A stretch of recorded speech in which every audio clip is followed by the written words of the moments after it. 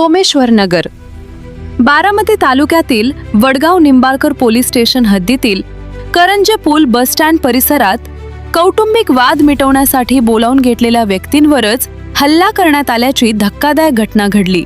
या प्रकरणात परस्पर विरोधी 2 गुन्हे दाखल करत एकूण 13 जणांविरुद्ध गुन्हे नोंदवण्यात आले असून त्यापैकी 8 आरोपींना अटक करून न्यायालयीन कोठडीत रवानगी करण्यात आली आहे। पोलिसांनी दिलेल्या माहितीनुसार आरोपी व त्यांच्या मित्रांनी बेकायदेशीर जमाव जमून काचेच्या बॉटल, लाकडी दांडके तसेच लाथाबुक्क्यांनी फिर्यादी व त्यांच्या नातेवाईकांवर हल्ला केला।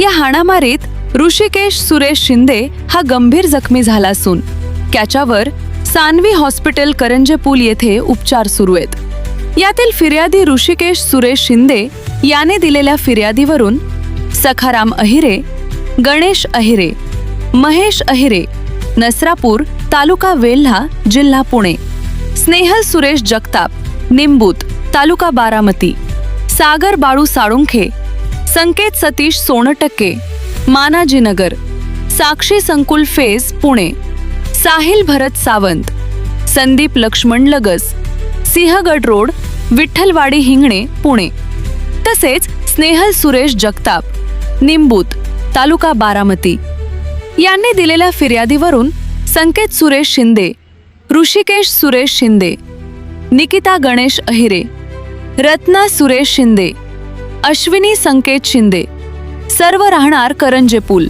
तालुका बारामती यांच्यावर गुन्हा दाखल केलाय। या प्रकरणी सपोनी नागनाथ पाटील यांच्या मार्गदर्शनाखाली पोलीस उपनिरीक्षक राहुल साबळे तपास करत आहेत।